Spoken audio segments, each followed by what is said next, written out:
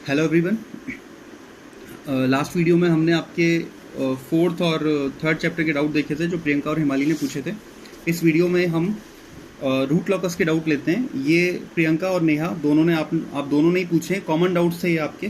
ठीक है, तो मैं इसलिए मतलब दोनों को एक साथ कर दिया है मैंने। जो कॉमन डाउट्स थे वो एक साथ आपके कवर हो जाएंगे। ठीक है, देखो इलेक्ट्रॉनिक्स के फिफ्थ चैप्टर के डाउट है रूट लॉकस के। देखो सबसे पहले क्वेश्चन नंबर 1 में आपने डाउट पूछा है, बहुत इजी क्वेश्चन था। आपको ऑलरेडी एक रूट लॉकस दिया हुआ है। ठीक है, क्वेश्चन आपके पास है, रूट लॉकस ऑलरेडी आपको बना हुआ दिया हुआ है। उसमें अब आपसे क्या पूछा है कि उसका क्लोज लूप ट्रांसफर फंक्शन क्या होगा। तो क्लोज लूप ट्रांसफर फंक्शन के लिए आप क्या करोगे, पहले तो जो आपको रूट लॉकस दिया हुआ है, आपको रूट लॉकस कुछ इस टाइप का दिया हुआ है। आपको वहां पे एक पोल है 0.1 पे, एक पोल कहाँ पे है 2 पे। ठीक है, और एक ये इधर से निकला है और एक ये ऊपर चला गया और एक ये नीचे चला गया, इसी टाइप का है। तो आपको साफ दिख रहा है कि एक पोल 0.1 पे और एक पोल 2 पे। तो आपने पहले तो दोनों को एक पोल है -0.1 पे और एक पोल है -2 पे। तो पहले तो आपने जीएस निकाल लिया। रूट लॉकस आप किसके थ्रू बनाते हो, ओपन लूप के ट्रांसफर फंक्शन के थ्रू ना। तो आप उससे जो निकलेगा आपके पास, जो पोल जो आपके पास ट्रांसफर फंक्शन आएगा वो ओपन लूप का ही तो आएगा। जब ये बनता ही जीएसएचएस से, तो इससे रिवर्स जब बनाओगे तो वो जीएसएचएस हो जाएगा। तो आपके सबसे पहले आपके पास आया जीएस एच एस क्वेश्चन में 1 दे रखा है, इसलिए वो HS1 है। तो GSHS आया 1/s+0.1 एंड s+2, ये आ गया आपके पास। इसके बाद में हमें ये जो GS है, ये क्वेश्चन में आप देखो K से मल्टीप्लाई हो रहा है, कैस्केड हो रहा है, HS तो 1 है।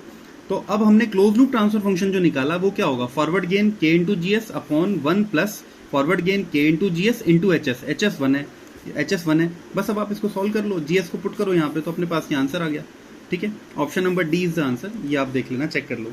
नेक्स्ट क्वेश्चन नंबर 5.3, ये आप लोगों ने नहीं पूछा है, फिर भी मैं इसे बता रहा हूँ क्योंकि ये बहुत बहुत इंपॉर्टेंट है। जिन लोगों ने रूट लॉकस पूरा पढ़ लिया है थ्योरी में, आप ये मान के चलो ये रूट लॉकस की अब बची हुई थ्योरी है। ठीक है, जो मैंने जान करके आपको थ्योरी पार्ट में नहीं पढ़ाया, चाहता था एक बार आप पहले जो जितना पढ़ाया है उसके क्वेश्चंस बनाओ आप। ठीक है, इसको समझो। अब आप देखो, पहले मैं थ्योरी बता रहा हूँ। क्वेश्चन ये 5.3 क्वेश्चन के लिए जो थ्योरी रिक्वायर्ड है, पहले वो समझा रहा हूँ।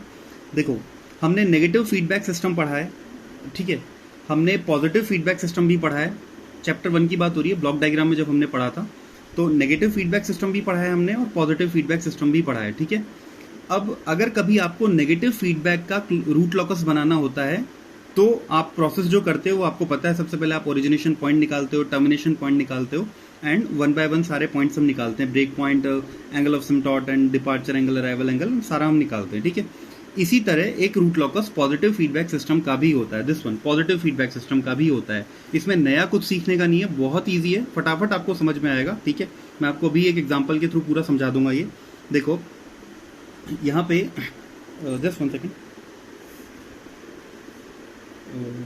या सो नेगेटिव फीडबैक सिस्टम के लिए देखो, पहले तो आप रूल्स में थोड़ा सा चेंज हो जाता है, वो रूल समझ लो आप। ठीक है, देखो सपोज ये शुरुआत में हमने क्वेश्चन लिया था K/SS+1। जब हमने रूट लॉकस पढ़ा तो थ्योरी में हमने क्वेश्चन लिया था। ठीक है, जहाँ पे K की ये रेंज थी। तो इसके लिए रूट लॉकस जब हमने बनाया, सबसे पहले ओरिजिनेशन पॉइंट वो ओपन लूप के पोल थे। टर्मिनेट कहाँ होगा, ओपन लूप के 0 पे जो इन्फाइनाइट पे है। ठीक है, इसके बाद एग्जिस्टेंस की बात करते थे। तो देखो सबसे पहले, अब अगर आपको एक चीज ध्यान रखो, कैसे पता लगाओगे कि जो रूट लॉकस बनाना है वो पॉजिटिव फीडबैक का रूट लॉकस है। कैसे पता लगाओगे, के की जो वैल्यू है, के जो है वो नेगेटिव हो रखा होगा वहां पे। के विल बी नेगेटिव, ये आपको अच्छे से ध्यान रखना है। के ऑटोमेटिकली नेगेटिव हो रखा होगा, या क्वेश्चन में बोलेगा के नेगेटिव है। ठीक है, अगर के नेगेटिव दिख जाता है तो वो पॉजिटिव फीडबैक सिस्टम का रूट लॉकस है। सारे के सारे रूल उल्टे हो जाएंगे, आप देखना अभी। ठीक है, तो बहुत ध्यान से समझना, ये थ्योरी ही है एक तरह से। नेक्स्ट, रेंज अभी भी वही होती है के की, 0 से इन्फिनिटी। ठीक है, सिर्फ यहाँ माइनस साइन लग जाता है। ठीक है, देखो मैं दोनों को कंपेयर करके बनवाता जा रहा हूँ। सपोज अगर मेरे पास नेगेटिव फीडबैक सिस्टम है, तो सबसे पहले मैंने पोल निकाले।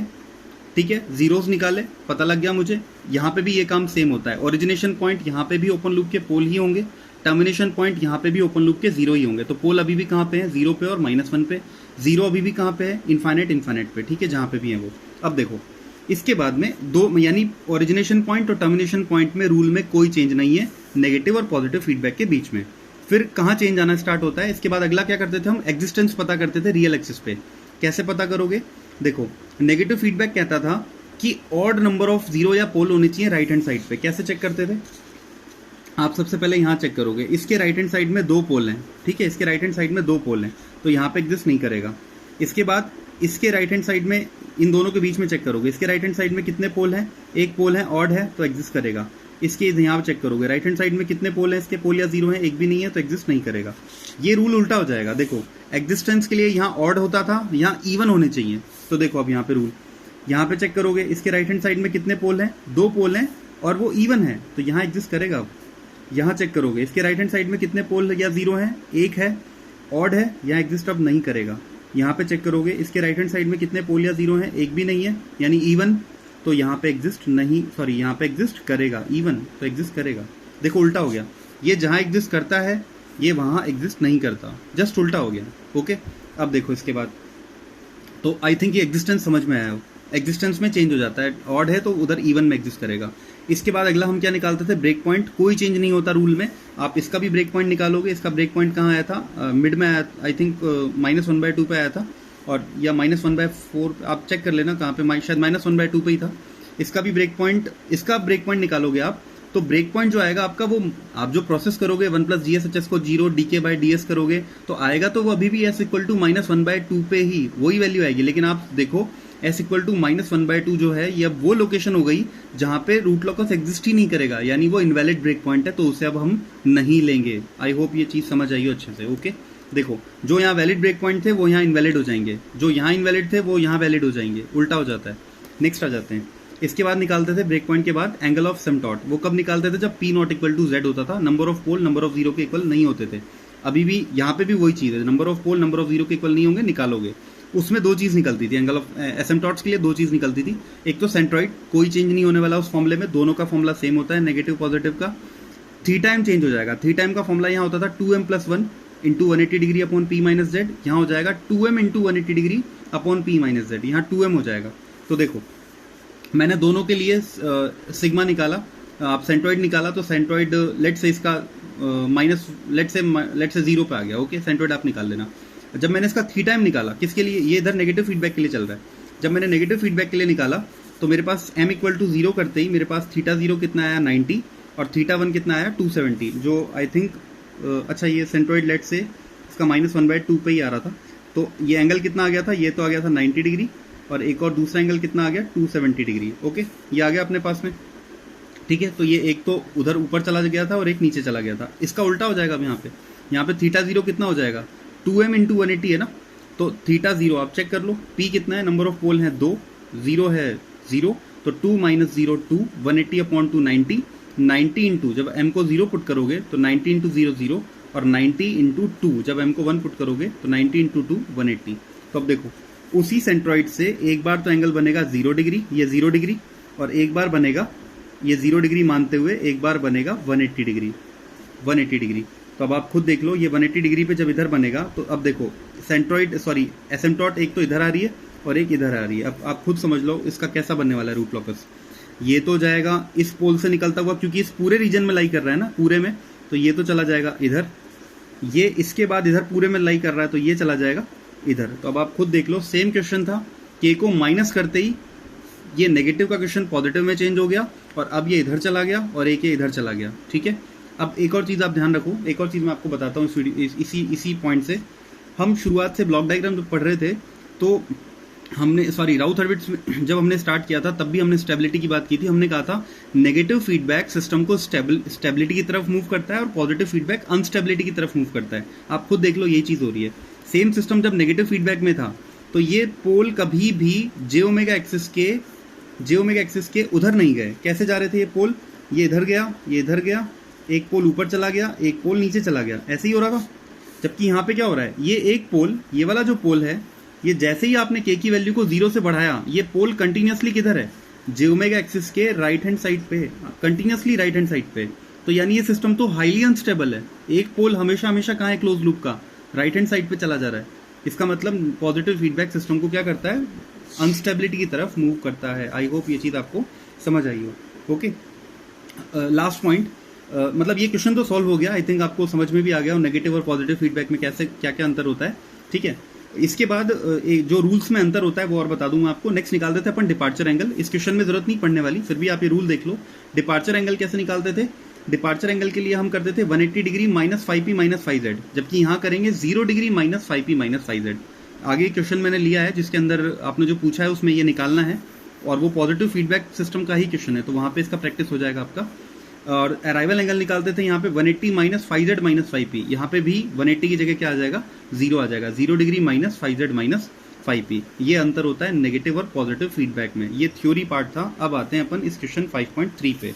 देखो यहाँ से आप एक और चीज सीखोगे, आपको क्लोज लूप ट्रांसफर फंक्शन दिया हुआ है, ठीक है, और क्वेश्चन में ये भी क्वेश्चन में ये मेंशन नहीं है कि सिस्टम लाइक आपका यूनिटी फीडबैक है या नॉन यूनिटी फीडबैक है। जस्ट 1 सेकेंड, मैं एक बार देख लेता हूँ। क्वेश्चन नंबर 5.3 आपको दिया हुआ है, एक क्लोज लूप सिस्टम का ट्रांसफर फंक्शन है, तो मेंशन नहीं है कि एच आपका 1 है या फिर यूनिटी फीडबैक है या नॉन यूनिटी फीडबैक है। हम मान के चलते हैं नहीं है, नॉन यूनिटी फीडबैक नहीं है। ओके, तो देखो मेरा क्लोज लूप ट्रांसफर फंक्शन क्या हो जाएगा, GS अपॉन 1 प्लस GSHS, लेकिन दिया हुआ मुझे इस फॉर्म में K upon S square plus 3s plus 1, या अलग फॉर्म में दिया हुआ है, एक्चुअली ऐसे दिया हुआ है 3 minus K and s plus 1, इस फॉर्म में आपको दिया हुआ है। क्वेश्चन देख लो, एस स्क्वायर प्लस इस फॉर्म में दिया हुआ है। तो देखो मैंने क्या किया, मैंने यहाँ से सबसे पहले ऐसे में क्या करोगे, कभी भी आपको क्लोज लूप ट्रांसफर फंक्शन दे, इसका अगला क्वेश्चन भी ऐसा ही है, क्वेश्चन नंबर 4, तो उससे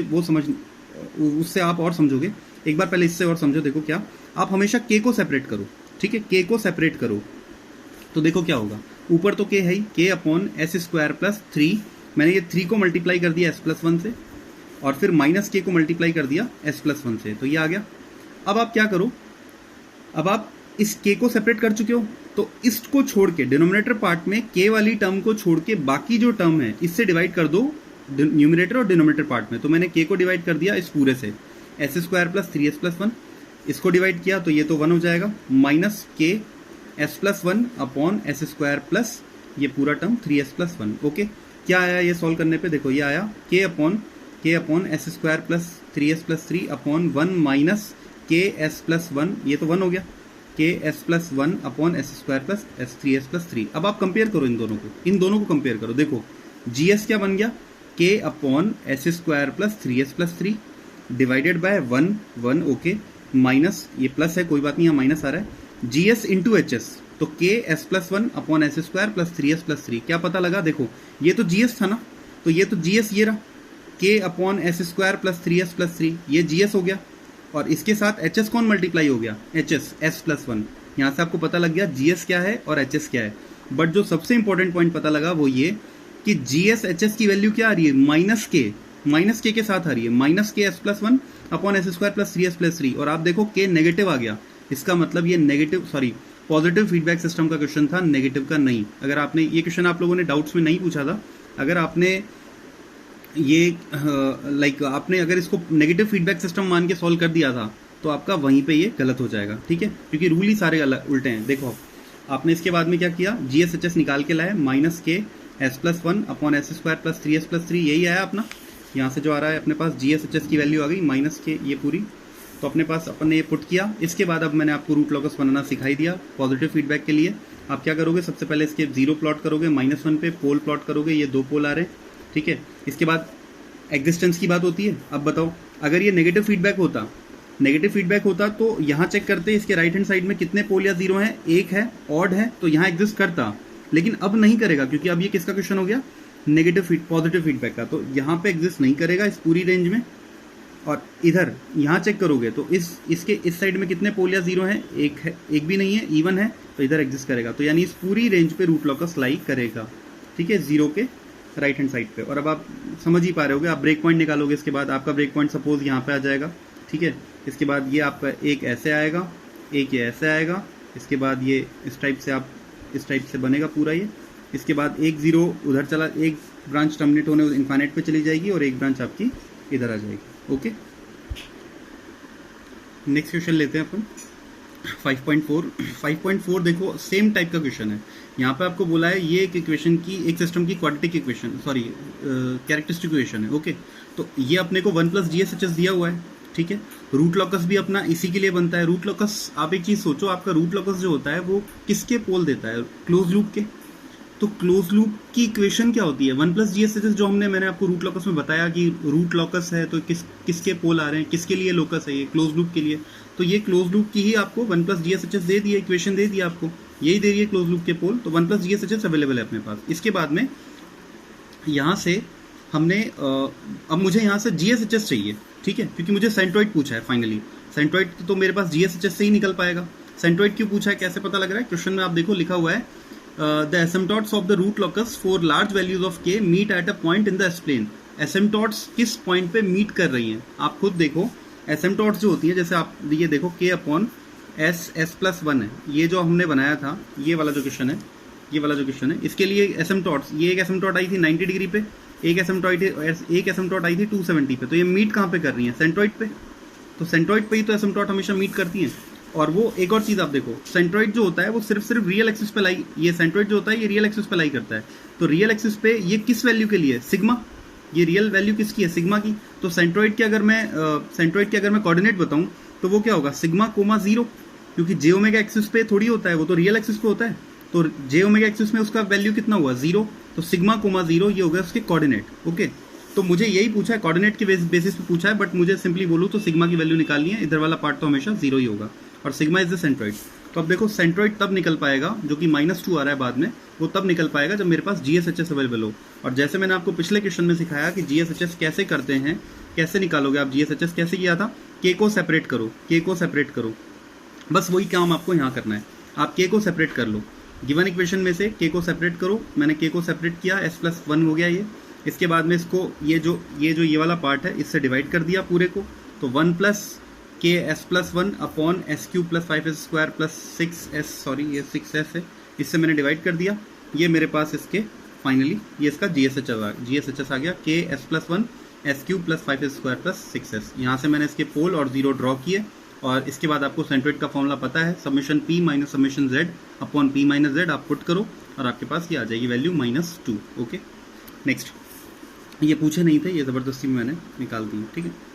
नेक्स्ट यहाँ पे सेंट्रोइड आपका -2 आ चुका है। ओके, माइनस तो आंसर हो गया, -2,0, that is option B. Next question आते हैं, क्वेश्चन 5.7। इसमें हमें पूछा था 5.7, हाँ ये क्वेश्चन प्रियंका आपने भी सॉल्व किया था, बट फिर भी मैं इसको दोबारा बताना चाह रहा हूँ। इस क्वेश्चन के थ्रू देखो एक और नया कंसेप्ट सीखते हैं थ्योरी का। देखो सपोज करो ये मैं यहाँ से सिखाना चाह रहा हूँ k अपॉन s+1, ठीक है, ये जो हम पढ़े अभी, ये वाला जो हमने शुरू में एग्जांपल लिया था रूट लॉकस में, इस क्वेश्चन के थ्रू आप बहुत कुछ सीख पाओगे रूट लॉकस का। तो देखो k अपॉन s+1 जो है ये हमने लिया, यहाँ पे इसका एक पोल कहाँ लाई कर रहा है, ओरिजिन पे, एक पोल कहाँ लाई कर रहा है, -1 पे। ओके, तो ये एक पोल लाई कर रहा था 0 पे, एक -1 पे। एग्जिस्टेंस कैसे चेक करते थे हम, वो आप बताओ। यहाँ पे चेक करते थे कि इसके इधर कितने पोल हैं, 2 पोल हैं, तो ऑड है तो इवन है तो लाई नहीं करेगा, यहाँ पे रूट लॉकस लाई करेगा, यहाँ पे लाई नहीं करेगा। ऐसे ही चेक करते थे हम इवन ऑड चेक करके। अब देखो एक और तरीका सिखाता हूँ, देखो आपको यहाँ चेक करना है ना, यहाँ पे आप एक बार ये देखो, ये जो पोल है ये इसके ऊपर कितना एंगल बना रहा है। तो देखो इस पोल के लिए ये तो 0 डिग्री है, इस पोल के लिए ये तो 0 डिग्री, तो ये कितना हो गया, दिस वन 180, और ये पोल भी इसके ऊपर कितना एंगल बना रहा है, इस पॉइंट के ऊपर 180, तो 180 कितना हो गया, इस पॉइंट के लिए आया 2 × 180 टोटल एंगल। अब इन दोनों पोल के बीच में आ जाओ, यहाँ पे आ जाओ, इस पॉइंट पे ये पोल कितना एंगल बना रहा है, 0 डिग्री, क्योंकि ये तो इसी की तरफ है। ये कितना एंगल बना रहा है, 180, तो यहाँ पे टोटल एंगल कितना हुआ, इसने बनाया 0 और इसने बनाया 180, तो टोटल एंगल हुआ 1 × 180, टोटल 180 हो गया, मतलब 1 × 180।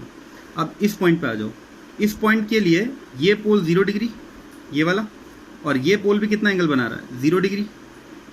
आप समझ रहे हो ना, ये 0 डिग्री एक्सेस है, तो ये पोल भी कितना बना रहा है, 0 डिग्री, और ये पोल भी कितना बना रहा है, 0 डिग्री।